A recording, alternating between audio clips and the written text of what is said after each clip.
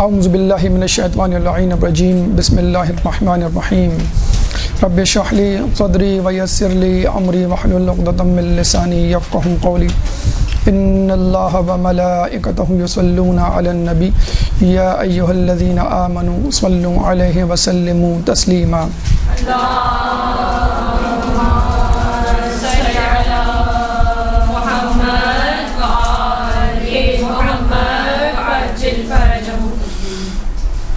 دنیا اس وقت واضح طور پہ دو مکاتب فکر میں تبدیل ہو چکی ہے۔ ایک مکتب مادیت پرستی کا مکتب ہے اور دوسرا مکتب اس کی ضد، آپ اس کو روحانیت پرستی یا دین پرستی یا حق پرستی یا خدا پرستی کہہ سکتے ہیں۔ جو طبقہ مادیت پرستی میں مبتلا ہے اس کا یہ کہنا ہے کہ بس مادہ ہی سب کچھ ہے، مادہ ہی خالق ہے، مادہ ہی مخلوق ہے، مادہ ہی موجود ہے، اور اگر کوئی چیز مادہ نہیں تو وہ غیر موجود ہے، وہ حقیقت رکھتی ہی نہیں، وہ شے، وہ چیز کہ جو مادہ نہیں۔ چنانچہ غیر مادہ کے ضمن میں یا غیر حاضر کے ضمن میں جو بھی چیزیں آتی ہیں وہ اس کو یکسر مسترد کر دیتے ہیں، یعنی خدا ان کے سامنے حقیقت نہیں رکھتا، ملائکہ کی کوئی حقیقت نہیں، جنات وجود نہیں رکھتے، اور جو چیزیں نظر نہیں آ رہی چاہے وہ مادہ ہی کیوں نہ ہو، مثلا جنت اور دوزخ گو کہ مادہ ہیں لیکن ہماری نظروں سے اوجھل ہیں، چنانچہ مادی حوالے سے وہ یہ کہتے ہیں کہ چونکہ وہ ہمیں نظر نہیں آ رہی ہم ان کو چھو نہیں سکتے، ان کو دیکھ نہیں سکتے، یعنی جو چیز ہمارے حواس خمسہ کے احاطہ میں شامل نہ ہو ہم اس پہ یقین نہیں رکھیں گے۔ اور دوسرا مکتب فکر غیر مادہ پہ بھی یقین رکھتا ہے اور وہ کہتا ہے کہ جو چیز نظر نہیں آ رہی، جس کو ہم چھو نہیں سکتے، سونگھ نہیں سکتے، دیکھ نہیں سکتے، وہ بھی حقیقت رکھتی ہے، یعنی خدا بھی حقیقت ہے، ملائکہ بھی حقیقت ہیں، جنات بھی حقیقت ہیں، جنت و دوزخ اور آخرت بھی حقیقت ہے۔ اب کچھ ایسے لوگ دنیا میں موجود ہیں کہ جو کہ دیندار گھرانوں میں پیدا ہوئے، جو کہ روحانیات پہ یقین رکھنے والے گھرانوں میں پیدا ہوئے، حتیٰ کہ وہ مسلمان بھی ہیں، مومنین بھی ہیں، لیکن چونکہ مادیت پرستی کا دورہ ہے چنانچہ وہ اس سے متاثر ہوئے، اور متاثر ہونے کی صورت میں وہ ان چیزوں پر تھوڑا سا جھجکتے ہیں بات کرنے سے، یقین کرنے سے، بحث کرنے سے کہ جن کا تعلق غیر مادی دنیا سے ہے۔ تو ہم دیکھتے ہیں کہ بہت ساری ایسی چیزیں کہ جن کو حواس خمسہ ادراک نہیں کر سکتے، نہیں کرتے، کم از کم وقتی طور پہ یا موجودہ حالات میں، تو وہ کہتے ہیں کہ ان کا ہمیں انکار کر دینا چاہیے اور یہ چیزیں ہمارے لیے ناقابل قبول ہیں، ہمارے دشمنوں کے لیے ناقابل قبول ہیں، ہمارے مکمل دائرہ احاطہ میں نہیں آتی، ہمیں سمجھ میں نہیں آتی، اور بسا اوقات یہ ہمارے لیے استہزاء، ہنسی کا باعث بنتی ہیں۔ چنانچہ اسی مادیت پرستی کے دور میں ایک جو فتنہ ہے، جو ایک اشکال ہے، اعتراض دین اسلام پر یا الہی ادیان پہ کیا جاتا ہے، وہ ہے معجزے کا انکار۔ معجزہ جو ایک الہی قوت اور قدرت سے وجود میں آتا ہے، معجزہ جس کی کوئی عقلی اور حسی توجیہ نہیں پیش کی جا سکتی، معجزہ جو اللہ اپنے نبی اور امام کے ہاتھوں سر انجام دلواتا ہے، اس کے بارے میں کچھ لوگوں کا کہنا ہے کہ ہمیں اس سے ودڈرا کر لینا چاہیے، اس کے دعوے سے اپنے آپ کو عہدہ برا کر لینا چاہیے، اور چونکہ اس کی کوئی عقلی اور منطقی اور حسی دلیل نہیں چنانچہ اس کو چھوڑ دینا چاہیے۔ چنانچہ اسی موضوع کو آج مشق سخن بناتے ہوئے آپ کے سامنے حقیقت معجزہ کی گفتگو پیش کی جا رہی ہے۔ اس موضوع یعنی حقیقت معجزہ میں ہم سب سے پہلے تو معجزے کی تعریف آپ کے سامنے پیش کریں گے، اور اس کے ساتھ ساتھ اس سے متصل چند اصطلاحات آپ کے گوشے گزار کریں گے۔ اس کے بعد مثالیات، یعنی کیا مثالیں ہیں قرآن میں انبیاء سے متعلق معجزے کے حوالے سے، اور اس کے بعد اللہ تعالیٰ کی غرض و غایت کیا ہے کسی نبی یا امام کو معجزے سے آراستہ و پیراستہ کرنے کی۔ اس حوالے سے مخالفین ہمارے اوپر کیا اشکالات، کیا اعتراضات وارد کرتے ہیں اور ہمارے پاس اس کا کیا جواب ہے، یہ تمام تر گفتگو آپ کے سامنے بعنوان معجزے کی حقیقت یا حقیقت معجزہ پیش کی جا رہی ہے۔ ایک درود پڑھ دیں محمد والے محمد پر۔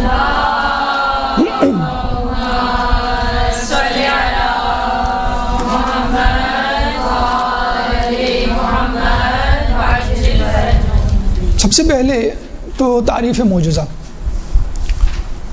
ایسا کام جو خلاف عادت ہو اور نبوت و امامت کے دعوے سے مربوط ہو۔ اس تعریف میں دو جز ہیں، ذرا غور کیجیے گا۔ ایسا کام جو خلاف عادت ہو، یعنی خلاف عادت امر، اور دوسرا ٹکڑا دعوی نبوت و امامت یا امامت۔ تو معجزہ کوئی عام کام نہیں جس کو دیکھ کے ایک دوسرا انسان کہہ سکے بھئی میں بھی کر سکتا ہوں۔ پہلی بات تو یہ خارق العادت بھی کہتے ہیں اس کو، ما فوق الفطرت کام بھی کہتے ہیں اس کو، یا خلاف عادت، عمومی طور پہ اس کو نہ دیکھا جاتا ہو، نہ کوئی کر سکتا ہو، نہ کرتا ہو۔ اور دوسری اہم بات، یہ معجزہ، یہ خلاف عادت کام کس لیے پیش کیا جاتا ہے، کس لیے وجود میں لایا جاتا ہے؟ تاکہ لوگ نبی کی نبوت کی گواہی دیں، تاکہ لوگ امام کی امامت کی گواہی دیں۔ یہ اس کا مقصد، غرض و غایت۔ اب یہاں سے تین متصل اور ملتی جلتی اصطلاحات کو جاننا اور ان کی معرفت ضروری ہے تاکہ ہم یہ پہچان سکیں کہ معجزہ کیوں کر دیگر اس سے ملتی جلتی جسے کہتے ہیں چیزوں سے مختلف ہوتا ہے۔ جیسے کہ ہم نے تعریف میں کہا کہ وہ خلاف عادت کام کہ جو دعوی نبوت امامت سے مربوط ہو، اگر ہم اس میں تھوڑی سی تبدیلی کر دیں اور یہ کہیں ایسا خلاف عادت کام کہ جو دعوی نبوت امامت سے مربوط نہ ہو، تو اس کو ہم کیا کہیں گے؟ سوال اٹھتا ہے ذہن میں، یہ تو دعوی نبوت امامت کے لیے ہے۔ اگر دعوی نبوت امامت کے لیے نہ ہو لیکن خلاف عادت کام ہو تو ہم اس کو کرامت کہتے ہیں۔ تو یقیناً دعوی نبوت اور امامت وہی کرے گا جو نبی ہوگا یا امام ہوگا، اور جو نبی یا امام نہیں ہوگا اور اس سے اگر کوئی معجزہ سرزد ہو تو اس کا مطلب یہ ہوا کہ اس کا مقصد اپنے آپ کو کوئی عہدہ، اپنے آپ کو خدا کا بندہ ہوا، بھیجا ہوا نمائندہ کہلوانے کا کوئی شوق نہیں، بس اس کی خصوصیات ہیں، اس کی عادات ہیں، اس کی نیک سیرت ہے، اس کا تقوی ہے، جس کی وجہ سے اللہ تعالیٰ نے اس کے اندر ایسی طاقت پیدا کر دی ہے جو ما فوق الفطرت ہے، جو عام لوگوں میں نہیں پائی جاتی۔ تو ایسی جسے کہتے ہیں کہ چیز کو، ایسی رونما ہونے والی چیز کو ہم کہیں گے کرامت۔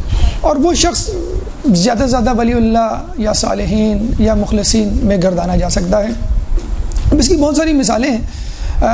ایسے لوگ اصحاب رسول بھی ہو سکتے ہیں، جیسے سلیمان فارسی ہیں، ابو ذر غفاری ہیں، اور ایسے لوگ جو ہیں وہ اصحاب امام بھی ہو سکتے ہیں، جیسے مالک اشتر ہیں، جیسے کمیل بن زیاد ہیں۔ اور اس کے علاوہ موجودہ دور کے، یعنی ائمہ کے دور سے ہٹ کر عام لوگ بھی ہو سکتے ہیں۔ عام لوگوں کا مطلب ہے مخلصین لوگ، عارفین لوگ، عابدین لوگ، جیسے رجب علی خیاط کے حوالے سے کافی کرامات مشہور ہیں۔ خود آیت اللہ بہجت مرحوم جو ابھی حال ہی میں ہمارے درمیان سے رخصت ہوئے، ان کے متعلق بہت ساری، جناب امام خمینی کے جو استاد ہوا کرتے تھے علی قاضی، ان سے متعلق بہت ساری روایات میں، تاریخ کی کتابوں میں کرامات مشہور ہیں۔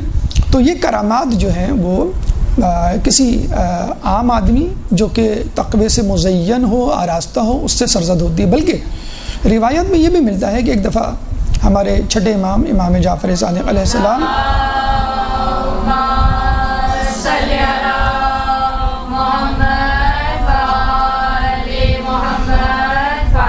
وہ جب ایک کرامت کا مشاہدہ، معجزے کا اظہار کر رہے تھے اور لوگ بہت حیران ہو رہے تھے، تو امام نے کہا کہ ارے مومن میں تو اتنی طاقت ہے کہ اگر وہ پہاڑ کو اپنی جگہ سے چلنے کا کہے تو پہاڑ اپنی جگہ سے چل پڑے۔ امام نے اپنا جملہ ختم بھی نہیں کیا تھا، وہ پہاڑ چلنے لگا جو امام کے سامنے تھا۔ تو امام نے کہا میں نے مثال دی تھی، حکم نہیں۔ تو اس کا مطلب کیا ہوا کہ اگر مومن حقیقی مومن ہو، جس پر مومن ہونے کی شرائط پوری اترتی ہوں، یعنی ہم آپ اس میں شامل ہیں، ہو سکتے ہیں، تو پہاڑ بھی چل سکتا ہے۔ اور امام کے ماننے والے یعنی مامون میں کیا فرق ہوگا؟ مامون حکم دے گا، امام مثال دے گا، اور جو ہے وہ پہاڑ چلنا شروع کر دے گا۔ تو کرامت اس کو کہتے ہیں کہ جو غیر معصوم سے سرزد ہوتی ہے وہ چیز، وہ خلاف عادت کام، اور معجزہ اسے کہتے ہیں جو کسی معصوم یعنی امام یا نبی سے سرزد ہو۔ اب یہاں بھی ایک سوال پیدا ہوتا ہے کہ اگر کوئی کام نہ تو امام یا نبی یعنی معصوم سے سرزد ہو، نہ تو غیر معصوم سے، بلکہ ایک ایسے شخص سے سرزد ہو کہ جس کا دور دور تک اسلام سے واسطہ ہی نہ ہو، تو اس کو ہم کہیں گے یہ جادو ہے، یہ نہ معجزہ ہے نہ کرامت ہے، بلکہ کیا ہے؟ جادو ہے۔ کیونکہ وہ شخص، اچھا یہ بھی ممکن ہے کہ وہ بظاہر مسلمان و مومن ہو، لوگوں میں چلتا پھرتا ہو، لیکن دیندار نہ ہو، یعنی امامت کا منکر ہو، یعنی نماز روزے کا منکر ہو، یا نہیں کرتا ہو، گناہوں میں آلودہ ہو، اور اگر اس سے کوئی چیز سرزد ہو جائے تو سمجھ لیجئے کہ اس میں حاطف غیبی، تائید الہی شامل نہیں، بلکہ جادو یا شیطانیت اس میں شامل ہے۔ اس سے بھی بڑھ کر اگر کوئی کام خلاف عادت، دعوی نبوت و امامت کے مقابل ہو، یہ تو جسے کہتے ہیں کہ دشمن امام، دشمن نبی، تو اس کے لیے ہم کہیں گے اس کو استخراج۔ تو ہمارے پاس 4 اصطلاحات آ گئی۔ نمبر 1 معجزہ، خلاف عادت کام جو نبوت اور امامت کے دعوے کے لیے ہو، یعنی اس کا اصل مقصد ہی یہ ہو کہ نبی اور امام اپنے آپ کو نبی اور امام ثابت کرنا چاہتے ہیں، نمبر 1۔ دوسری اصطلاح کرامت، جس میں دعوی نبوت امامت نہ ہو، فقط ایک نیک بندے سے وہ چیز غیر معصوم جسے کہہ لیں، اور نبوت کے دعوے امامت کے دعوے کے بغیر ہو، یہ فرق ہو گیا۔ جادو جو غیر معصوم اور غیر صالح شخص کے ساتھ ہو، اور چوتھا استخراج جو غیر صالح غیر مسلم شخص کے ساتھ ہو اور نبوت امامت کے مقابل ہو، جو چاہتا ہو کہ لوگوں کو نبوت امامت سے ہٹا دے، اس کو ہم کہتے ہیں استخراج۔ معجزے کی مثالیں ابھی ہم آپ کے سامنے پیش کریں گے۔ کرامت کی جیسے ہم نے بتا دی، رجب علی خیاط کے بہت سارے معجزات موجود ہیں، مثلا یہ کہ وہ بتا دیا کرتے تھے کہ تم نے کل کون سا گناہ کیا ہے، جس سے ملتے تھے، بلکہ لوگوں کی اصلی شکلوں سے آگاہ تھے۔ بعض اوقات لوگوں کو ان کے چہرے کی طرف نظر اٹھا کے بھی نہیں دیکھتے تھے کہ اصلی شکل مجھے جو ہے وہ نظر نہ آ جائے۔ اسی طرح جناب سلیمان فارسی سے ہیں کہ ایک دفعہ وہ بزرگ غفاری سے بات کر رہے تھے، اور بات کرتے کرتے ان کا ہاتھ لگا، پیالہ موجود تھا، اس میں کوئی سالن شوربہ موجود تھا، پیالہ گرا تو شوربہ بھی گر گیا، تو انہوں نے شوربے کے پیالے کو اٹھا کے رکھا تو شوربہ خود بخود اس کے اندر واپس آ گیا۔ تو اس طرح کے معجزے ہیں۔ انہوں نے دعا کی، جو یہودی ان کو مار پیٹ رہے تھے لاٹھیوں سے کہ اہل بیت کو آواز دو، وسیلہ بناؤ تاکہ وہ تمہاری مدد کریں، تو رسول اللہ تیوار سے نمودار ہوئے اور کہا سلیمان ان کے لیے بد دعا کرو، اب یہ ایمان لانے والے نہیں۔ تو جب سلیمان فارسی نے بد دعا کی تو وہی لاٹھیاں جس سے وہ مار رہے تھے سانپ بن گئی اور وہ یہودیوں کو کھا گئی۔ تو یہ سلیمان فارسی کا جسے کہتے ہیں کہ کرامت ہے۔ اسی طرح ہم جادو کی طرف چلیں تو کوئی بھی شخص جادو سیکھ سکتا ہے، جادو سیکھنا ہمارے لیے حرام ہے اسلام میں، چاہے جائے کہ کوئی بہت اہم ضروری امر پیش آ جائے یا خود جادو کا توڑ جو ہے ثابت کرنا جو ہے وہ ضروری ہو جائے۔ ہاروت و ماروت کی شکل میں 2 فرشتوں کو اللہ تعالیٰ نے بھیجا ایک نبی کے دور میں تاکہ وہ نبی کو لوگوں کو جادو سکھائیں اور اس سے معروف کریں۔ اسی طرح شیخ بہائی کے دور میں جادو کا بہت دورہ تھا، تو عالم دین شیخ بہائی نے جو ہے وہ جادو سیکھا اور لوگوں کو اس کے ذریعے معروف کیا اور لوگوں کو جو ہے جادو کے چنگل سے انہوں نے چھڑایا۔ آج کل کے دور میں بہت سارے لوگ جو ہیں جو جادو سیکھتے ہیں جو کہ حرام ہے، ڈیوڈ کاپرفیلڈ اس وقت امریکہ کا بہت مشہور جادوگر ہے، اور اس کی کلپس آپ نے یوٹیوب پہ دیکھے ہوں گے، وہ ہوا میں اڑتا بھی ہے، ایفل ٹاور کو غائب کر دیتا ہے، طیارے کو غائب کر دیتا ہے۔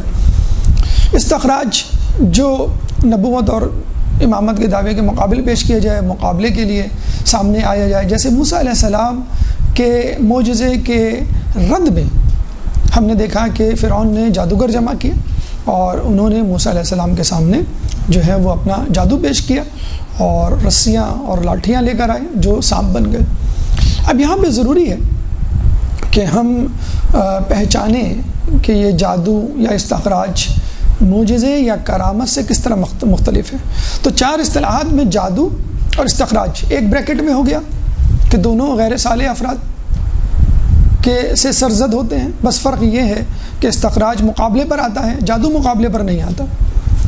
اسی طرح ہم آ جائیں اگر معجزے اور کرامت میں، وہ بھی ایک ہی جگہ بریکٹ ہو سکتے ہیں، یعنی اللہ کے نیک بندے، بس فرق یہ ہے کہ معجزہ معصومین یعنی نبی اور امام کے ذریعے، اور کرامت غیر معصوم اللہ کے نیک بندوں کے ذریعے ہوتا ہے۔ اب ہم فرق کیسے کریں گے کہ معجزے اور کرامت کو استخراج اور جادو سے؟ تو جادو اور استخراج کے بارے میں سن لیجئے، یہ زمین پر ہوتا ہے، آسمان پر نہیں ہو سکتا۔ جس طرح ابو جہل نے خود رسول اکرم صلی اللہ علیہ وآلہ وسلم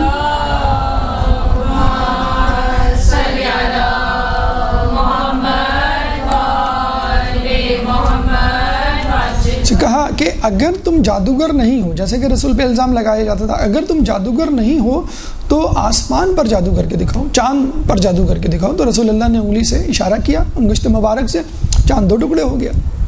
تو ابو جہل نے کیا کہا کہ تم تو ایسے جادوگر ہو کہ جس کا جادو آسمان پر بھی چلتا ہے، جبکہ یہ جادو جو ہے وہ آسمان پہ لوگوں پہ نہیں چل سکتا۔ چنانچہ رسول کا جو خلاف عادت کام تھا وہ معجزہ تھا۔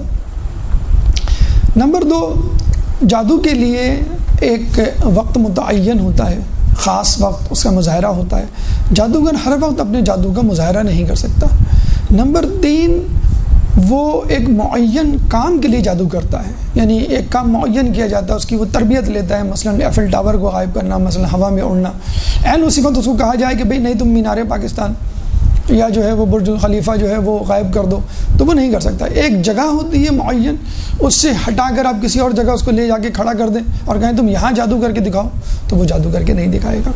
تو جادو زمین پر ہوتا ہے، جادو جو ہے وہ معین جگہ پر ہوتا ہے، اور جادو سب سے اہم بات نظر کا دھوکہ ہوتا ہے، یعنی حقیقت میں نہیں ہوتا، نظروں پہ ایک ایسا پردہ ڈال دیا جاتا ہے کہ جس کی وجہ سے انسان کچھ کا کچھ، بلکہ مولا علی کا خود کا قول ہے کہ دنیا ایک بہترین یا خطرناک ترین جادوگر ہے، بلکہ یہ کہا گیا ہے، مفہوم جو روایت کا یہ ہے کہ جادوگر سے بڑی جادوگر ہے، تو وہ آدمی اس کے سحر میں کھو جاتا ہے اور جسے کہتے ہیں کہ اس کو کچھ کا کچھ سمجھنے لگتا ہے۔ تو یہ معجزہ اس سے ملتی جلتی اصطلاحات۔ اب ہم چلتے ہیں مثالوں کی طرف جو قرآن میں موجود ہیں، اور انبیاء نے اپنی نبوت کو ثابت کرنے کے لیے، دعوی نبوت کے لیے معجزات کو پیش کیا۔ مثلا جناب آدم علیہ السلام کے لیے سورہ بقرہ میں اللہ تعالیٰ فرماتا ہے وَقُلْنَا اهْبِطُوا مِنْهَا جَمِيعًا، اور تم سب لوگ یہاں سے نیچے اتر جاؤ۔ کہاں سے نیچے اتر جاؤ؟ بہشت سے۔ کہاں پر اتر جاؤ؟ زمین پر۔ کون تم لوگ؟ یعنی جناب آدم، جناب حوا علیہ السلام اور شیطان مردود۔ تو ان تینوں کے لیے کہا گیا کہ تم سب، یا دونوں کے لیے کہا گیا کہ تم دونوں جو ہے وہ یہاں سے اتر جاؤ نیچے، کیونکہ ایک ان سے ترک اولا ہوا تھا اور ان سے کہا گیا تھا کہ لا تقربوا هذه الشجرة فتكون من الظالمین، بلکہ اس شجر کے قریب نہ جانا ورنہ تم ظالمین میں سے ہو جاؤ گے۔ اور وہ چلے گئے اور انہوں نے ترک اولا کر کے اس کا پھل کھا لیا۔ تو نیچے چلے گئے، وہ نیچے کیسے آئے؟ اب عقل اس کو نہیں سمجھ سکتی، کسی جہاز کے ذریعے، کسی سیڑھی کے ذریعے، کسی رسی کے ذریعے، کسی راکٹ کے ذریعے، ہمیں نہیں معلوم، اس زمانے میں ایسی چیزیں نہیں تھیں۔ چنانچہ یہ عقل سے معاورہ ہے، خلاف عادت ہے، چنانچہ ہمیں کہیں گے یہ ایک معجزہ تھا۔ اس کے بعد ہم نوح علیہ السلام کی طرف آتے ہیں، تو اللہ تعالیٰ جو ہے جب پوری دنیا کو سمندر پانی سیلاب سے بھر دیتا ہے، جس میں سب چیزیں ڈوب جاتی ہیں سوائے نوح علیہ السلام کی کشتی کے اور ان کے حواریوں کے، تو اللہ تعالیٰ زمین کو حکم دیتا ہے کہ اے زمین تو اس پانی کو نگل لے، یا ارض ابلعی مائک، اے زمین اس پانی کو نگل لے، ویا سماء اقلعی اور اے آسمان تو تھم جا، وغیض من الماء، اور زمین جو ہے وہ پانی سے خشک ہو گئی۔ اب آج کل کے سائنسدان اور محققین اس بات پر پریشان ہیں، حیران ہیں کہ اتنا سارا پانی گیا کہاں۔ ہمیں اس وقت دنیا میں 2/3 سمندر کی صورت میں زمین کا حصہ پانی کی نظر ہوتا ہوا نظر آتا ہے، باقی ایک حصہ 1/3 جو ہے وہ خشکی۔ باقی پانی کہاں گیا؟ اگر زمین کے نیچے بھی گیا تو زمین کو دلدلی ہونا چاہیے تھا، نرم ہونا چاہیے تھا، یا کم از کم تھوڑی سی کھدائی پہ پانی نکل آ جانا چاہیے تھا۔ لیکن ہم دیکھتے ہیں بہت سارے کنویں کھودے جاتے ہیں، پانی نہیں نکلتا۔ بہت سارے کنویں جو ہے کھودے جاتے ہیں، پانی کی جگہ تیل، گیس، کوئلہ کچھ اور نکل آتا ہے۔ تو وہ پانی گیا کہاں؟ اصولاً تو اس پانی کو نیچے ہی کہیں ہونا چاہیے اور بہت زیادہ مقدار میں ہونا چاہیے۔ اگر پانی آسمان سے تھم بھی گیا تو کم از کم دنیا میں تو موجود تھا، تو دنیا کا پانی کہاں گیا؟ تو عقل یہی کہتی ہے بس یہ اللہ کی طرف سے ہوا، پانی کہاں گیا ہم اس کی کوئی توجیہ پیش نہیں کر سکتے۔ جس طرح آدم علیہ السلام، حوا علیہ السلام کے نیچے آنے کی کوئی توجیہ پیش نہیں کی جا سکتی۔ جب ہم کہتے ہیں نا خلاف عادت، خلاف عادت کا مطلب ہی یہی ہے کہ جو حس اور عقل سے ماورا ہو، آپ کی حس یعنی جو 5 حواس خمسہ ہیں ان کے ادراک میں نہ آئے، یعنی آپ اس کو دیکھ نہ سکیں، اس کو سونگھ نہ سکیں، اس کو چکھ نہ سکیں، اس کو جو ہے چھو نہ سکیں اور اس کو سن نہ سکیں، ان 5 حواس خمسہ میں نہیں آئے تو ہم کہتے ہیں وہ حسی ادراک سے بالاتر ہے، ماورا ہے۔ اور عقل یعنی عقل جو ہے وہ نہیں اس کو سمجھ سکتی کہ وہ کیسے اترے، عقل نہیں سمجھ سکتی کہ یہ پانی کہاں گیا، تو حس اور عقل سے ماورا ہو۔ اس کے بعد ہم ابراہیم علیہ السلام کے لیے دیکھتے ہیں کہ نمرود نے ان کو سالہ سال بھڑکتی ہوئی آگ میں ڈالا اور وہ بحفاظت جو ہے اس میں رہے، ان کو گزند نہیں پہنچی۔ یا نارکونی بردم و سلامن علی ابراہیم، اے آگ ابراہیم کے لیے سلامتی اور ٹھنڈی ہو جا، سورہ انبیاء میں ہم پڑھتے ہیں۔ اس کے بعد داؤد علیہ السلام کے لیے ہم دیکھتے ہیں کہ لوہا ان کے ہاتھوں میں نرم ہو جاتا تھا، کیوں کہ اللہ نے اس کو حکم دیا تھا النا لہ الحدید، کہ حدید یعنی آئرن یعنی لوہے کو ہم نے ان کے لیے نرم کر دیا تھا۔ وہ اسی نرم لوہے سے پھر وہ زرہ بناتے تھے، زینے بناتے تھے اور اس کو بیچ کر اپنا جو ہے وہ گزر بسر کیا کرتے تھے۔ پھر ہم آگے چلتے ہیں تو موسیٰ علیہ السلام کے لیے ہم دیکھتے ہیں کہ اللہ تعالیٰ حکم دیتا ہے کہ تم اپنے عصا کو پتھر پہ مارو۔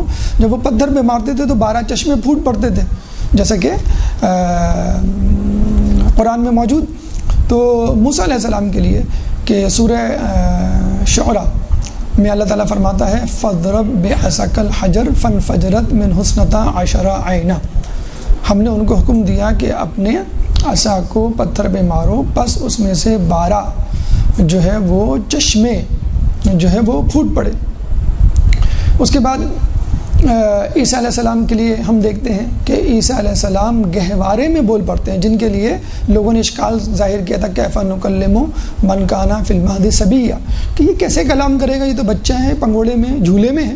تو اس سے پہلے کہ اس کی ماں، اس سے پہلے کہ اس بچے کا کوئی اور رشتہ دار بولتا، وہ بچہ خود جو اس وقت جھولے میں تھا گویا ہوا، قال انی عبد اللہ، اس نے کہا کہ میں اللہ کا بندہ ہوں، آتانی الکتاب، مجھ پہ کتاب اتری ہے، وجعلنی نبیا، اور اللہ تعالیٰ نے مجھے نبی بنایا، سورہ مریم۔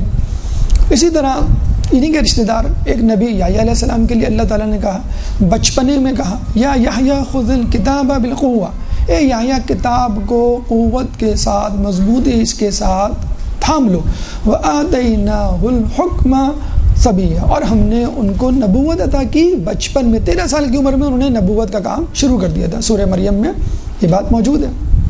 اسی طرح عیسیٰ علیہ السلام کی والدہ کے بارے میں سورہ تحریم میں اللہ تعالیٰ فرماتا ہے فَنَفَخْنَا فِيهِ مِن رُوحِنَا، ہم نے ان میں اپنی روح پھونکی، کہ جب جبرائیل علیہ السلام ان کے پاس آئے تو ان پہ پھونک ماری، اور جس کی وجہ سے وہ حاملہ ہوئیں اور پھر عیسیٰ علیہ السلام جو ہے وہ پیدا ہوئے۔ تو یہ پھونک کی نتیجہ تھا، ایک روح پھونکنے کا جسے کہتے ہیں کہ آخری انجام تھا، اور اس کا تذکرہ اللہ تعالیٰ نے جو ہے وہ قرآن میں کیا۔ پھر خود ہم آخر میں رسول اللہ کے بارے میں دیکھتے ہیں، ان کے لیے ویسے تو 4,500 معجزات منقول و مذکور ہیں کتابوں میں، لیکن جو سب سے بڑا معجزہ جو ہمارے سامنے موجود ہے اور ہم خوش نصیب ہیں کہ اس معجزے کو تھام سکتے ہیں، پڑھ سکتے ہیں، اس پہ عمل کر سکتے ہیں، وہ ہے قرآن کا معجزہ، انا نحن نزلنا الذکر وانا لہ لحافظون، کہ ہم ہی اس ذکر یعنی قرآن کے نازل کرنے والے ہیں اور ہم ہی اس کی حفاظت کرنے والے ہیں. سورہ حجر. تو یہ تمام معجزات جو آپ کے سامنے پیش کی گئے، حضرت آدم کا معجزہ ہو، حضرت نوح کا معجزہ ہو، حضرت ابراہیم علیہ السلام کا معجزہ ہو، حضرت داؤد علیہ السلام، حضرت مریم کا، حضرت موسیٰ علیہ السلام، حضرت عیسیٰ علیہ السلام، یا خود رسول اللہ کا معجزہ ہو، اس بات کی گواہی ہے کہ یہ تمام لوگ اللہ کے بھیجے ہوئے نمائندے تھے، اور انہوں نے اپنے معجزات سے اپنے آپ کو ایک ما فوق الفطرت انسان ثابت کیا، اللہ کا بھیجا ہوا نمائندہ ثابت کیا. اب آئیے اس طرف کہ اللہ تعالیٰ کو کیا ایسی ضرورت آن پڑی کہ اس نے اپنے انبیاء کو، منتخب نمائندوں کو معجزے سے آراستہ کیا. ایک درود پڑھ دے محمد والے محمد.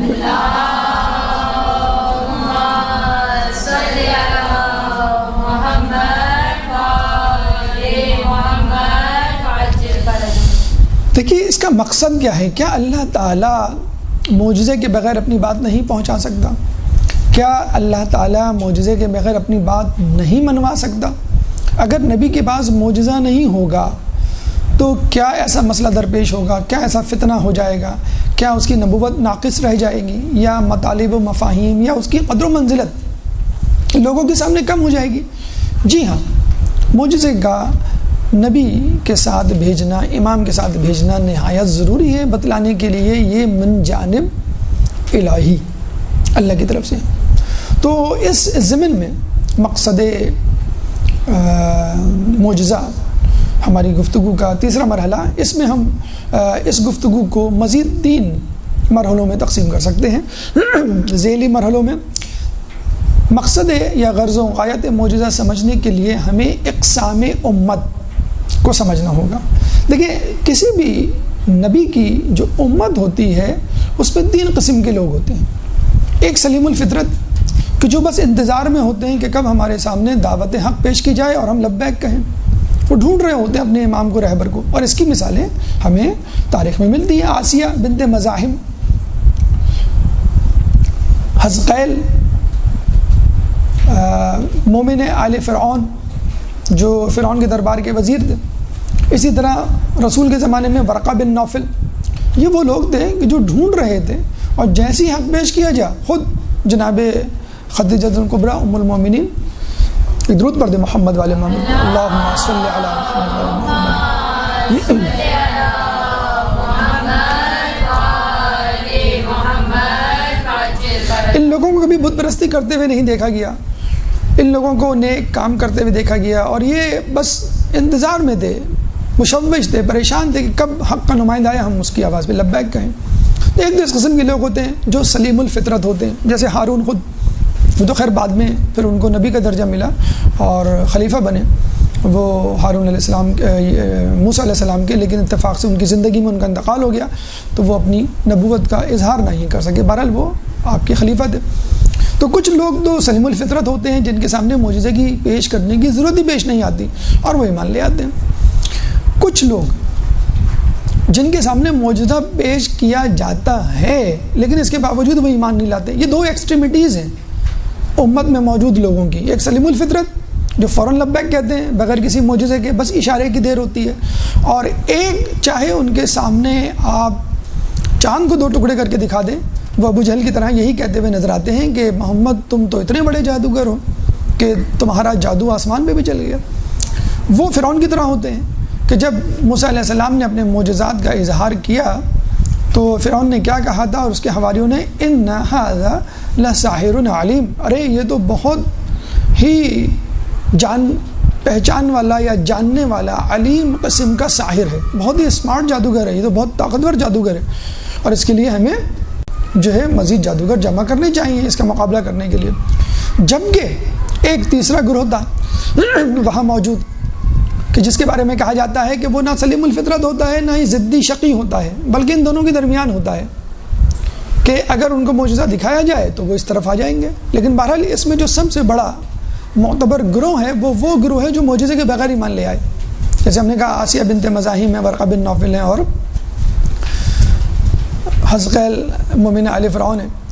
اور ایک وہ ہے جو فرعون ہے، بجہل ہے، حامان ہے، شداد ہے، قارون ہے، کہ جن کے سامنے معجزات پیش کیے جائیں وہ ایمان نہیں لائے. ایک تیسرا گروہ ہے جن کے لیے معجزات ضروری ہے، کہ جو معجزہ دیکھ کر دل کی کیفیت اور دل کو اطمینان آتا ہے، اور وہ لوگوں کی تصدیق کے لیے ضروری بھی ہوتا ہے، لوگوں کو جسے کہتے ہیں کہ مکمل طور پہ اطمینان بخشنے کے لیے، اسی جگہ جس جگہ موسیٰ علیہ السلام نے اپنے معجزات کا مظاہرہ کیا اور فرعون نے اپنی ہٹ درمی کا مظاہرہ کیا، ان ھذا لساحر علیم، اور اس نے کہا کہ میں تو جادوگر لے کے آؤں گا، جب وہ جادوگر لے کر آیا اور جادوگروں نے موسیٰ علیہ السلام کا معجزہ دیکھا تو کیا کہا؟ قالوا آمنا برب العالمین رب موسیٰ و ہارون۔ سورہ اعراف میں اللہ تعالیٰ فرماتا ہے کہ ان جادوگروں نے جب دیکھا معجزے کو تو کہا آمنا برب العالمین، ہم عالمین کے رب ایمان لائے، اور پھر فوراً وضاحتاً اور متعین کہہ دیا کس رب پر؟ یہ رب نہیں جو اس وقت دربار میں بیٹھا ہے، بلکہ رب موسیٰ و ہارون، موسیٰ کے رب، ہارون کے رب، ہم اس رب پر ایمان لائے۔ تو جو جادوگر تھے وہ اس بیچ کی نوع، اس بیچ کی کیٹیگری سے تعلق رکھتے تھے، جو نہ سلیم الفطرت تھے نہ شقی تھے، بس ایسے تھے کہ اگر تھوڑا سا بھی اظہار کیا جائے معجزہ کا تو جادوگر جو ہے جو تھوڑی دیر پہلے کہہ رہے تھے بعزت ان لنحن الغالبون، بعزت فرعون ان لنحن الغالبون، کہ فرعون کی عزت کی قسم کہ ہم ہی غالب آئیں گے۔ ابھی کچھ دیر پہلے فرعون کو خدا مان کر اس کی عزت کی قسم کھا رہے تھے، اور اب کہہ رہے ہیں قالوا آمنا برب العالمین، ہم ایمان لائے رب العالمین پہ، موسیٰ کے رب پہ اور ہارون کے رب پہ۔ تو یہ جو بیچ کی کیٹیگری ہے، ان کو دیکھ کے جسے کہتے ہیں کہ معجزہ بھیجا جاتا ہے، جو تھوڑی بہت کمی بیشی، جو تھوڑی بہت ہچکچاہٹ ہو انسان کے اندر، وہ جو ہے مکمل طور پہ نکل جائے۔ تو اللہ تعالیٰ نے تقریباً ہر نبی کے ساتھ ہمیں ملتا ہے کوئی نہ کوئی معجزہ بھیجا ان لوگوں کے لیے کہ جو معجزے کو دیکھ کر ایمان لا سکتے تھے، اور اس طرح یہ ایک حجت ہوا کرتی تھی شقی القلب لوگوں کے لیے کہ وہ یہ نہ کہہ نہ سکے بعد میں کہ ہمیں تو معلوم ہی نہیں تھا، باتیں تو اچھی تھی اس کی لیکن ہمیں یہ نہیں معلوم تھا کہ یہ نبی ہے، ہمیں یہ نہیں معلوم تھا کہ اللہ کا بھیجا ہوا بندہ ہے، اگر یہ ہمیں معلوم ہو جاتا تو ہم اس کو نبی مان لیتے۔ تو یہ حجت تمام کرنے کے لیے بھی اللہ تعالیٰ نبی کو بھیجتا ہے، اور ان لوگوں کے منقلب ہونے کے لیے جو تھوڑی بہت جیسے کہتے ہیں ہچکچاہٹ رکھتے ہیں دین ایمان میں، جیسے موسیٰ علیہ السلام کے مقابل میں آنے والے جادوگر۔ تو یہ اقسام امت، یہ تین قسم کے افراد، جس میں بیچ کی قسم، درمیانی قسم کے لیے معجزات کا حامل ہونا ایک نبی کے لیے بلکہ ایک امام کے لیے بھی ضروری ہے۔ اب آئیے اسی غرض و غایت معجزے کی کیا ہوتی ہے، ایک دوسرا پہلو یہ ہے کہ اللہ نسبت، آپ سمجھ لیں کہ اقسام نسبت اس کو ہم کہہ سکتے ہیں، اللہ تعالیٰ کا مقصد یہ ہوتا ہے کہ یہ جو شخص ہے جو معجزے کا مظاہرہ کر رہا ہے وہ میری طرف سے بھیجا گیا ہے، یہ اپنے طور پہ کوئی مظاہرہ نہیں کر رہا، تو اس کو ہم کہتے ہیں نسبت الہی، کیونکہ یہ تمام معجزات محیر العقول، خارق العادت، خلاف عادت اوامر اللہ کی طرف سے ہوتے ہیں۔ پھر نسبت پیغمبر و ائمہ، جو بھی شخص معجزہ دکھا رہا ہے وہ اپنے سے پہلے گزرے ہوئے نبی کی نسبت اپنے آپ کو ظاہر کر رہا ہے، جیسے آدم علیہ السلام نبی تھے اسی طرح نوح، جس طرح نوح علیہ السلام نبی تھے اسی طرح ابراہیم، جس طرح ابراہیم تھے اس طرح موسیٰ اور عیسیٰ اور دیگر، اور اسی طرح ائمہ، جس طرح انبیاء معجزات کے ساتھ آئے اس طرح ائمہ بھی۔ تو بتانے کا مقصد یہ تھا کہ تمام افراد انبیاء اور ائمہ اللہ ہی کی طرف سے بھیجے گئے ہیں، اور وہ ایک دوسرے سے مشابہت رکھتے ہیں کیونکہ ان کے معجزات اس بات کی دلیل ہے۔ نمبر تیسری چیز جو اس ضمن میں آتی ہے وہ نسبت مخلوق یا نسبت عوام، کہ ایک نبی یا امام کا عوام کے درمیان کیا رتبہ اور منزلت ہے۔ تو ہم یہ کہتے ہیں کہ ایک نبی اور امام کا مخلوقات عامہ یا عوام کے نزدیک ایک رہبر، ایک لیڈر کسی ہونی چاہیے، اور لیڈر یا رہنما تمام خصوصیات میں برتر ہونا چاہیے، بہادری میں، فیاضی میں، سخاوت میں، عبادت میں، طاقت میں، ہر چیز میں۔ اور کبھی کوئی ایسی مشکل پیش آ جائے جس کا کوئی حل ہی نہ ہو، جس کا کوئی توڑ ہی نہ ہو، تو پھر لوگوں کو چاہیے کہ وہ اسی نبی کو آگے کرے کہ بھئی تم تو خلاف عادت کام کر سکتے ہو، تم تو جو ہے اللہ کے بھیجے ہوئے نمائندے، تمہیں کچھ کر کے دکھاؤ۔ تو ہم دیکھتے ہیں کہ جب دریائے نیل آیا تو لوگوں نے کہا موسیٰ تم ہی کچھ کرو، یعنی اب تو کوئی حسی اور عقلی کام نہیں ہو سکتا، ہم کشتی ایک دم سے نہیں بنا سکتے کہ جو دریائے نیل کو پار کر جائے. تو اللہ تعالیٰ نے کہا کہ اے موسیٰ جو تمہارے ہاتھ میں اس کو ڈال دو. اسی طرح جب جادوگروں نے سانپ پیش کیے تو اللہ تعالیٰ نے کہا القا ما فی یمینک تلقف ما صنعوا، اے موسیٰ اپنے ہاتھ کا عصا پھینک دو، تم دیکھو گے کہ یہ سب چیزیں چٹ کر جائے گا.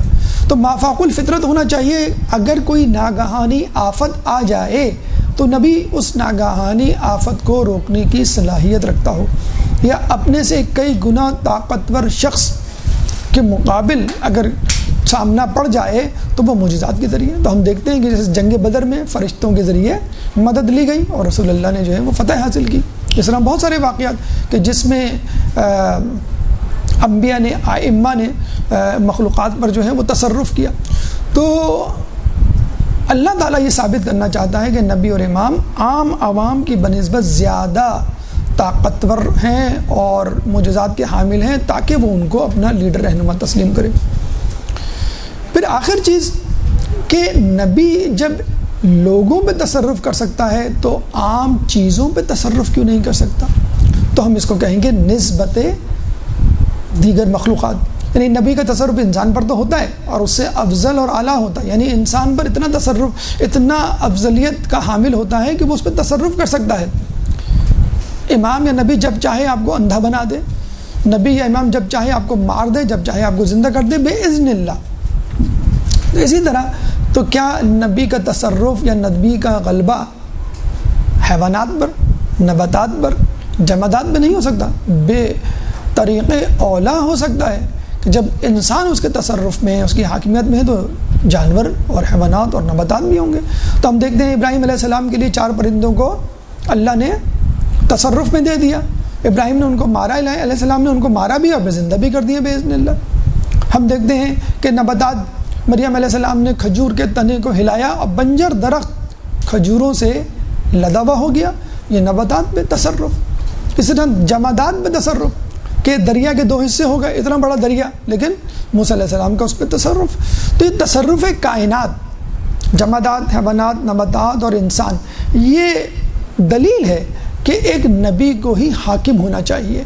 کہنے کا مقصد یہ ہے کہ ظاہری طاقت، ظاہری حاکمیت جیسے بادشاہوں کے پاس ہوتی ہے، وہ دلیل نہیں ہے کہ آپ اس کو اپنا لیڈر یا رہنما مان لیں، چاہے جائے کہ خدا، جیسے کہ فرعون اور نمرود نے اپنے آپ کو منوایا، بلکہ وہ حکمت الہی، وہ قدرت الہی، وہ تائید الہی شامل حال ہونی چاہیے نبوت اور دعوی امامت کے حامل افراد کی، کہ جو بظاہر تو نظر نہیں آتی. بظاہر تو وہ ایک عام آدمی نظر آتا ہے. فرعون نے کیا کہا تھا کہ یہ موسیٰ جس کو بولنا بھی نعوذ باللہ صحیح نہیں آتا، لکنت تھی ان کی زبان میں، یہ وہ موسیٰ جس کو بولنا بھی نہیں آتا، یہ فقیر منش آدمی، یہ کیا تمہارا رہنما لیڈر بنے گا؟ لیڈر بننے کا تو سزاوار میں ہوں.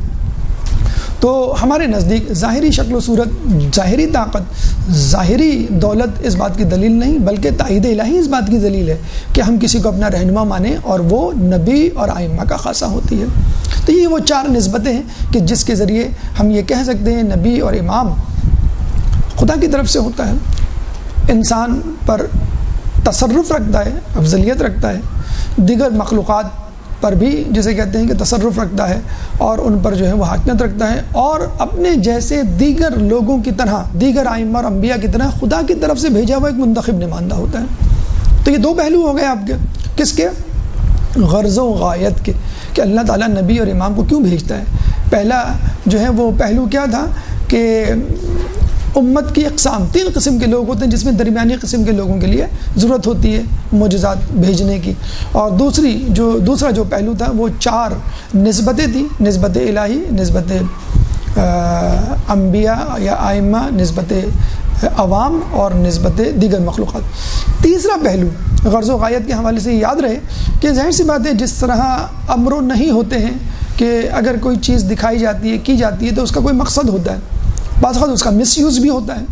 تو یہاں یہ بات یاد رکھ لیے بطور انتباہ، جو اس کا تیسرا پہلو ہے اس گفتگو کا غرض و غایت میں، انتباہ کہ یہ معجزہ خدا کی تائید اور نبوت و امامت کی صداقت کے لیے ہے، نہ کہ فخر و جبر کے لیے. اگر کوئی اس کو اپنے فخر کے لیے استعمال کرے گا، سمجھ جائیں کہ وہ نبی نہیں، سمجھ جائیں کہ وہ امام نہیں. سمجھ جائیں کہ وہ اللہ کا ولی نہیں بلکہ کوئی جادوگر ہے یا کافر ہے جو استخراج کے ذریعے اپنا غلبہ حاصل کرنا چاہتا ہے، تو یہ نبی کے ساتھ کبھی نہیں ہوگا کہ نبی اس کو اپنے فخر کے لیے استعمال کرے۔ تو ہم دیکھتے ہیں ائمہ جب اپنے معجزات کا ذکر کرتے ہیں اور جب جہاں ضروری سمجھتے ہیں کہ اس معجزے کو پوشیدہ رکھنا ضروری ہے تو وہ پوشیدہ رکھنے کی تاکید کرتے، اور اگر کوئی اس کو پوشیدہ نہیں رکھتا تو وہ ظلم و زیادتی کا آزمائش کا شکار ہوتا، جیسے معلّہ بن خنیس امام جعفر صادق علیہ السلام کے اللہم صلی علی محمد وعلی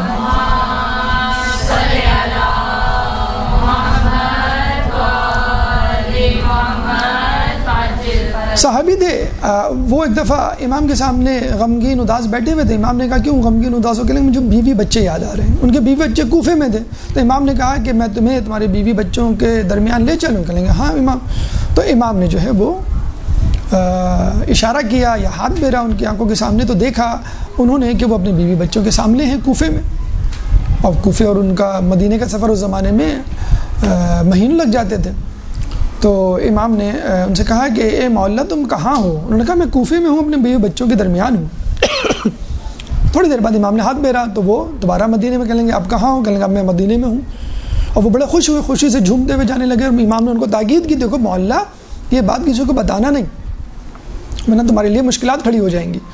لیکن وہ ایک جذباتی نوجوان تھے، جذباتی آدمی تھے، ہوتا ہے بعض اوقات آدمی خوشی میں اور جوشیلے انداز میں لوگوں کو بتاتا ہے دیکھو میرا امام ایسا ہے، تم یقین نہیں کرتے، میرے سامنے ایسا معجزہ ہوا ہے۔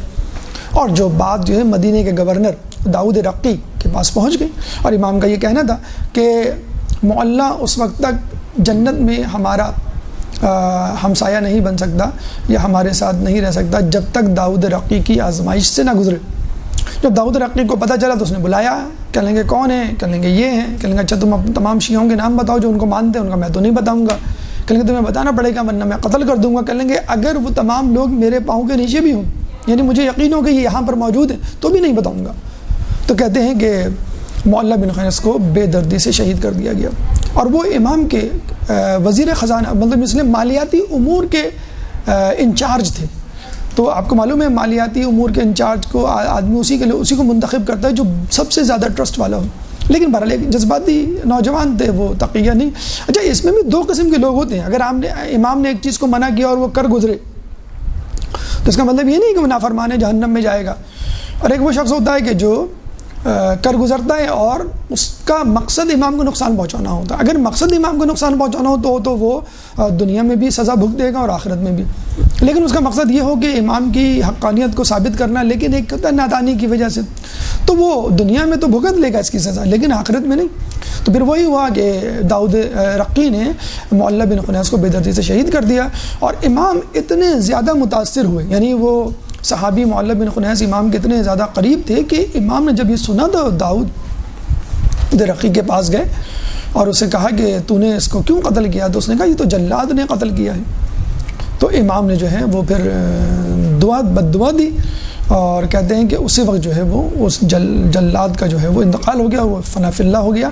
اور یہ بھی ملتا ہے کہ انہوں نے گھر آ کے دعا کی، یعنی بد دعا دی، کس کو؟ داؤد رقی کو، یہ اللہ ابھی اور اسی وقت اس کو کافر کردار تک پہنچائے۔ تو کہتے ہیں اسی وقت داؤد رقی کے محل سے آہو بکا بلند ہوئی، تو پتہ چلا کہ داؤد رقی بھی جو ہے وہ جہنم میں وارد ہو چکا ہے۔ اور جب جسے کہتے ہیں کہ لوگوں کو امام سے پوچھا تو امام نے کہا کہ اس کو ایک خواب آیا تھا کہ جس میں ایک فرشتہ ہتھوڑا یا نیزہ لے کر آیا تھا کہ جس نے داؤد رقی کو مارا اور جس کی وجہ سے وہ جہنم واصل ہوا۔ تو معجزات اور کرامات اپنی بڑائی جتانے کے لیے، فخر جتانے کے لیے نہیں ہوتے، بلکہ اپنی دعوی امامت اور نبوت کو ثابت کرنے کے لیے ہوتے ہیں۔ اس لیے بعض اوقات اس کو پوشیدہ رکھا جاتا ہے، بعض اوقات علی الاعلان بتایا جاتا ہے۔ بہرحال یہ مصلحت ہوتی ہے جس کا اندازہ خود امام کر سکتا ہے۔ دوسرا انتباہ اس امر میں یہ ہے کہ پہلے تو یہ ہے کہ یہ فخر کے لیے نہ ہو، نمبر دو یہ جبر کے لیے نہ ہو۔ اگر امام چاہے، اگر نبی چاہے تو اس معجزے کی وجہ سے لوگوں کو مسلمان کر دے، اپنا تابع بنا دے، ڈر خوف میں مبتلا کر کے۔ سلمان علیہ السلام ایسا کر سکتے تھے، نہیں کیا۔ خود رسول اللہ کو کہا گیا کہ اگر آپ حکومت کے ساتھ نبوت چاہیں تو ہم دے سکتے ہیں، لیکن رسول نے انکار کر دیا۔ اس کا مطلب ہے وہ جبر کے ساتھ لوگوں کو اپنا ہمنوا نہیں بنانا چاہتے تھے۔ خود امام حسین مظلوم کے بارے میں کہا جاتا ہے کہ کربلا میں 4000 فرشتے آئے تھے آپ کی مدد کے لیے، انہوں نے کہا کہ نہیں مجھے فتح نہیں، شہادت چاہیے۔ اگر وہ چاہتے 4000 کیا ایک فرشتہ ہی کافی ہوتا۔ تو جنگ بدر میں رسول اللہ نے مدد لی، معجزے کی فتح پانے کے لیے، جنگ احد میں نہیں لی، اس میں پشیمانی شرمندگی ہوئی۔ تو جہاں مصلحت خداوندی ہو وہاں معجزے کا اظہار ہوتا ہے، جہاں مصلحت خداوندی نہ ہو وہاں معجزے کا اظہار نہیں ہوتا۔ تو یہ وہ غرض و غایت ہے جو ہم نے آپ کے سامنے پیش کی، ایک تو اقسام امت یا گروہ کے حوالے سے، دوسری نسبتیں جو 4 آپ کے سامنے گنوائی گئی، اور انتباہ کے طور پہ فخر و جبر کے لیے نہیں ہوتا بلکہ تائید الہی کے لیے ہوتا ہے، اور نبوت اور امامت کی صداقت کے لیے ہوتا ہے۔ اب آئیے اس معجزے پہ ہونے والے اعتراضات اور ان کے جوابات، ایک درود پڑھ دیں محمد والے محمد۔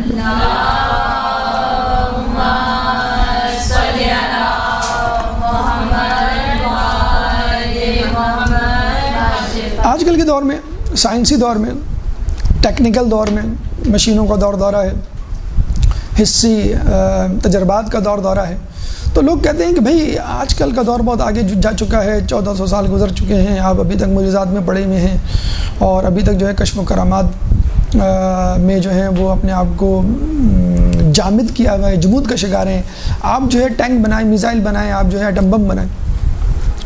تو ہم یہی کہیں گے کہ بھئی ٹینک، ایٹم بم اور بندوق اور میزائل یہ سب وسائل ہیں جن کو استعمال کرنے کے لیے کہا گیا ہے، لیکن اصل طاقت اللہ کے پاس ہے۔ اگر انسان کے پاس یہ تمام طاقتیں موجود ہوں پھر بھی وہ غلبہ حاصل نہیں کر سکتا اگر تائید الہی نہ ہو۔ اس کی بہترین مثال خود اس وقت سپر پاور امریکہ ہے، تمام تر طاقتوں کے باوجود ایک چھوٹے سے ملک ایران پر جو ہے وہ اپنا غلبہ نہیں حاصل کر سکتا۔ ہم دیکھتے ہیں کہ وہ اس کے پریزیڈنٹ کا لایا ہوا جو ہے وہ ہدایت نامہ یا جو دستاویز تھی کہ جس میں مصالحت کے لیے آفر پیش کی گئی تھی، اس کو ریجیکٹ کر دیا گیا رہبر معظم کی طرف سے کہ بھئی ہم اس کو قابل ہی نہیں سمجھتے۔ کہ ایسا جملہ مجھے بتائیے دنیا میں اس وقت کون سا ملک ہے جس کا سربراہ کہہ سکتا ہے؟ تو اس کا مطلب کیا ہوا کہ یہ وسائل ہیں نہ کہ حقائق۔ حقائق تو اللہ کے پاس ہے، حق تو اللہ کے پاس ہے، اصل طاقت اللہ کے پاس ہے۔ وسائل استعمال کرنے اس کا مطلب ہے کہ نہیں کرنے۔ ہم نے دیکھتے ہیں کہ ایران نے جو ہے جب امریکہ نے بیڑا بھیجا، اپنا طیارہ بردار جہاز بھیجا، تو اپنے ڈرون والی کشتیاں 6000 کی تعداد میں بھیج دیں فوراً۔ تو ڈرون بھی استعمال کیا اور اللہ تعالیٰ کا جو ہے وہ ہتھیار یا جیسے کہتے ہیں معجزہ بھی اس کے لیے بھی وہ تیار ہیں۔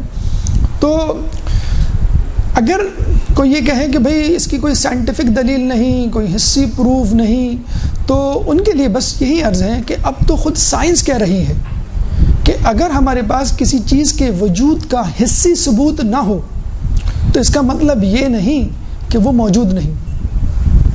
اب سائنس خود اس کو ثابت کر رہی ہے کہ اگر کوئی چیز نظر نہیں آ رہی، سن نہیں پا رہے ہم اس کو، سونگ نہیں پا رہے، چھو نہیں پا رہے، دیکھ نہیں پا رہے، تو اس کا مطلب یہ نہیں کہ وہ موجود نہیں ہو سکتا وہ ہو۔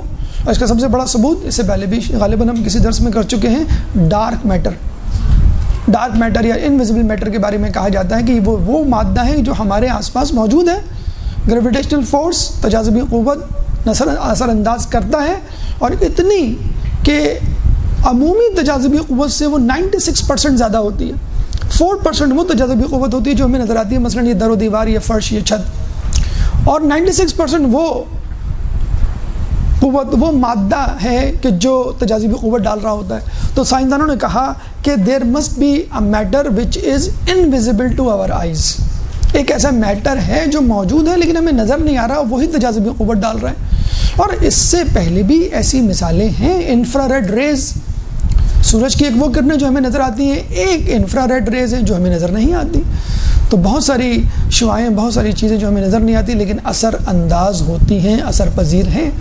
تو چنانچہ یہ کہنا کہ بھئی حسی ثبوت نہیں ہے، تو اب خود حسی تجربات کرنے والے سائنسدان یہ کہتے ہیں کسی چیز کا حسی ثبوت نہ بھی ہو تو عین ممکن ہے وہ چیز موجود ہو۔ اسی طرح اسٹیفن ہاکنگ کے بارے میں آپ نے سنا ہوگا، جس کا بھی پچھلے دنوں انتقال ہوا۔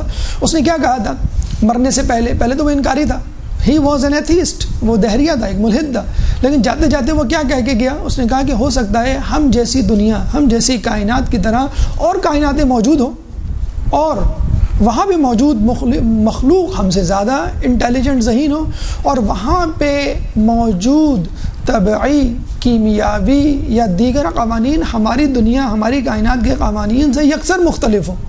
دیکھیں بات تو وہی آ گئی کہ جو چیز موجود نہیں، ہمیں نظر نہیں آ رہی، بہت سارے سیارے ہیں جو اب دکھے ہیں، بہت سارے ستارے ہیں جو اب پاورفل دوربینیں ایجاد ہوئی ہیں تو نظر آئے ہیں، تو وہ جب نظر نہیں آتے تھے تو کیا وہ موجود نہیں تھے؟ موجود تھے، ہماری آنکھیں ان کو نہیں دیکھ سکتی تھیں۔ تو رسول نے ایک دفعہ کہا تھا نا کہ اگر میں کہوں کہ اس پہاڑی کے پیچھے سے فوج آ رہی ہے تم یقین کر لو گے؟ تو اصحاب نے، وہاں پہ جو کفار تھے اپنے رسالت کے اعلان سے پہلے، تو کفار نے کہا کہ ہاں یقین کر لیں گے۔ تو رسول نے کہا اگر نہ آ رہی ہو تو کہہ لیں گے ہم یہ سمجھیں گے کہ ہم اندھے ہو گئے، ہمیں نظر نہیں آ رہی، لیکن آ رہی ہوگی کیونکہ آپ جھوٹ نہیں بول سکتے۔ تو جب کافر جو کہ اس ایمان نہیں لائے تھے وہ گواہی دے رہے ہیں، تو آج کل کا انسان کیوں نہیں گواہی دے سکتا جس کے بعد تمام شواہد رسول اور رسول کے بعد کے ائمہ کے موجود ہیں؟ تو حسی ثبوت کا نہ ہونا اس بات کی دلیل نہیں۔ ڈارک میٹر اس بات کی دلیل ہے۔ اسٹیفن ہاکنگ جو کہہ چکا ہے کہ we are not living in universe, we are living in multiverse. یہ غلط ہے کہنا کہ ہم یونیورس میں رہ رہے ہیں، ہم ملٹی ورس میں رہ رہے ہیں۔ There are many universes. پہلے تو ہم کہتے تھے کہ یونیورس، اور خود امام ششم رب العالمین کی تفسیر میں کہہ چکے ہیں، جب کسی نے پوچھا عالم تو خود جمع ہے، تو عالمین کہنے کی حضرت امام نے کہا کہ عالمین کا مطلب ہے کہ اس جیسی 10,000 کائنات، اس جیسی 10,000 عالم موجود ہیں دنیا میں، اور اسٹیفن ہاکنگ کے بقول وہ موجود ہیں، ہمیں نظر نہیں آ رہی، ان میں مخلوقات موجود ہیں، وہ ہم سے زیادہ ذہین ترین ہیں، اور ہو سکتا ہے ان کے قوانین ہم سے زیادہ جو ہے وہ مختلف ہوں اور زیادہ طاقتور ہوں۔ نمبر 1۔ نمبر 2، جو اعتراض کیا جاتا ہے عقلی، کہ چلیں حسی ثبوت تو چھوڑیں، اگر عقلی طور پہ بھی سوچیں تو یہ بات سمجھ میں نہیں آتی۔ مثلا آدم حوا کیسے اترے، یہ ہمیں سمجھ میں نہیں آتا۔ اتنی اگر کوئی 10 منزلہ عمارت سے چھلانگ لگائے تو وہ مر جائے، ہڈی پسلی ایک ہو جائے، تو وہ کیسے اترے؟ یا پانی کہاں گیا مثلا، یا عصا جو ہے وہ کیسے؟ تو یہ عقل میں نہیں آتا۔ تو اس کے لیے بس ہم ایک ہی جملہ کہیں گے کہ اگر آپ سمندر کے پاس ایک برتن لے کے جاتے ہیں اور اس سے پانی کو بھرتے ہیں اور یہ کہتے ہیں کہ بھائی سمندر میں اتنا ہی پانی ہے جتنا برتن میں ہے، کیونکہ مجھے تو اتنا ہی پانی برتن میں نظر آتا ہے، تو ہم کہیں گے کہ آپ اپنے برتن پہ اعتراض کریں نہ کہ سمندر پہ۔ آپ کی عقل کا برتن خدا کو اور اس کی الہیات کو نہیں سمجھ سکتا، تو جتنا سمجھ میں آ رہا ہے اسی کو سمجھتے ہوئے باقی پہ محمول کر لیں۔ چنانچہ یہ کہنا کہ معجزات کا کوئی وجود نہیں کیونکہ ہمیں سمجھ نہیں آ رہے، تو عین ممکن ہے کہ آپ کی عقل جو حقیقت ہے کہ آپ کی عقل اس لیول، اس درجے پہ نہیں کہ ان کو سمجھ سکے۔ جیسے پہلی کلاس کے بچے کو آپ میٹرک کے لیول کا میتھمیٹکس پڑھائیں، وہ کہیں گے بھئی یہ غلط ہے، مجھے سمجھ میں نہیں آ رہا، تو صحیح ہے لیکن وہ بچہ اس قابل نہیں۔ اور بعض اوقات آدمی کی عقل اس نہج پہ پہنچ جاتی ہے کہ وہ ایمان لے آتا ہے۔ تو یہ حسی اور یہ جسے کہتے ہیں کہ عقلی ثبوت ہوا۔ اچھا یہاں پہ لوگ یہ کہتے ہیں کہ بھائی مسئلہ یہ ہمارا نہیں ہے، مسئلہ تو دیگر لوگوں کا ہے، ان لوگوں کا ہے جو ایتھیسٹ ہیں، جو مسلمان نہیں ہیں، وہ ہم پر اعتراضات کرتے ہیں کہ بھئی تم یہ کیسے دین پر ایمان رکھتے ہو، عجیب و غریب جسے کہتے ہیں کہ باتیں ہیں، معجزات ہیں، کرامات ہیں۔ تو خصوصی طور پہ مکتب تشیع، مکتب اہل بیت پہ زیادہ اعتراضات کیے جاتے ہیں کیونکہ یہاں پہ معجزات کی بھرمار ہے۔ تو ہم یہی کہیں گے کہ ہم لوگوں کے ہنسی اڑانے کی وجہ سے اپنے مذہب کو چھوڑ دیں۔ یعنی اب گوگل پہ لکھیں تو تشیع کا چہرہ اس طرح پیش کیا جاتا ہے، تو ہم کیا گوگل کے محتاج ہیں کہ وہ جس طرح کا چہرہ پیش کرے ہم اس طرح کا چہرہ بن کر دکھائیں؟ تو پھر ہم شیطان بن جائیں گے۔ جیسے قرآن میں اللہ اپنے رسول کا فرماتا ہے کہ اگر تم لوگوں کی باتوں پر چلو تو یہ تم کو گمراہ کر دے۔ تو یہ یاد رکھ لیجئے کہ جو لوگ مذاق اڑاتے ہیں حقیقت میں اللہ ان کا مذاق اڑا رہا ہے۔ یہ الگ بات ہے کہ وہ نظر نہیں آ رہا لیکن اللہ ان کا مذاق اڑا رہا ہے۔ پہلے بھی رسول اللہ کے زمانے میں بھی مذاق اڑایا جاتا تھا، رسول اللہ کا مذاق اڑایا جاتا تھا، اسلام کا مذاق اڑایا جاتا تھا۔ جیسے کہ نبی نے اللہ سے کہا اے اللہ میں تمام آزمائشوں پر پورا اتر جاؤں گا، بس یہ لوگ جو میرا مذاق اڑاتے ہیں یہ مذاق نہ اڑائیں، بس یہ مجھے بڑا گرا گزرتا ہے۔ تو اللہ نے کہا کہ جس کام کو میں اپنے لیے نہیں بند کر سکتا وہ تیرے لیے کیوں بند کروں؟ یعنی لوگ تو میرا بھی مذاق اڑاتے ہیں لیکن میں برداشت کرتا ہوں، تو لوگ اگر تمہارا مذاق اڑائیں تم بھی برداشت کرو، یہ بھی ایک طرح کی آزمائش ہے۔ رسول اللہ کے زمانے میں کیا ہوتا تھا؟ منافقین رسول اللہ کے پاس آتے تھے، مومنین کے پاس آتے تھے اور کہتے تھے کہ ہم تمہارے ساتھ ہیں۔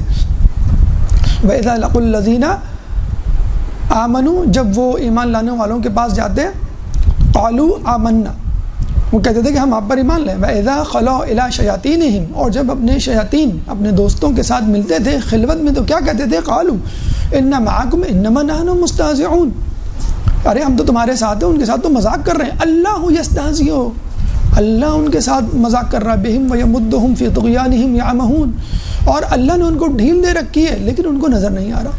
ومکروا ومکر اللہ واللہ خیر الماکرین، اللہ اپنی چال چلتا ہے، تم اپنی چال چلو، اور اللہ چال چلنے والوں میں بہترین ہے. تو کہنے کا مقصد یہ ہے کہ کسی کے مذاق، کسی کے اعتراض سے اگر ہم اپنا دین چھوڑ دیں گے تو وہ ہمیں شیطان کی پیروی پہ الٹیمیٹلی مجبور کر دے گا. آخر میں بحث کو سمیٹتے ہوئے جو کہ اہم پیغام ہے کہ اگر حسی ادراک میں نہیں، عقلی ادراک میں نہیں، تو وہ کیا چیز ہے کہ جس کے ذریعے ہم کسی معجزے کی تشریح و توضیح پیش کر سکتے ہیں. درود پڑھ دیں محمد والے محمد.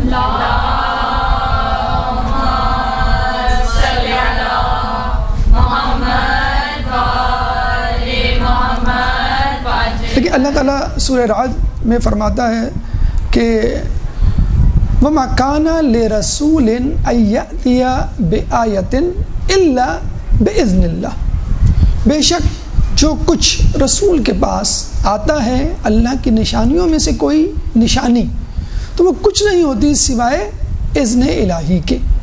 اسی لیے ہم دیکھتے ہیں بعض وقت پیغمبر مجبور ہوتا ہے، اس سے معجزہ دکھانے کے لیے کہا جاتا ہے اور وہ خاموش رہتا ہے، وہ کہتا ہے میں نہیں دکھا رہا. کیا وہ اللہ سے کہہ کے معجزہ نہیں دکھلا سکتا؟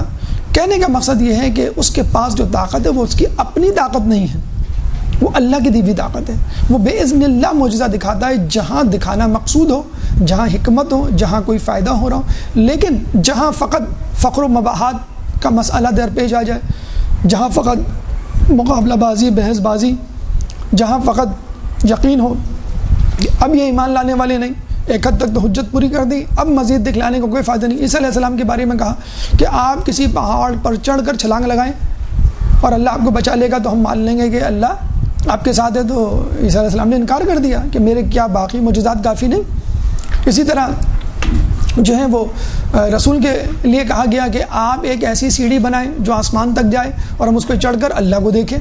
تو رسول نے ایسا نہیں کیا، ایسی جیسے کہتے ہیں احمقانہ مشورے یا تجاویز ان پر عمل نہیں کیا. تو یہ تمام کام خود امام حسین کے لیے اگر وہ چاہتے تو معجزہ دکھا کر فتح حاصل کر لیتے.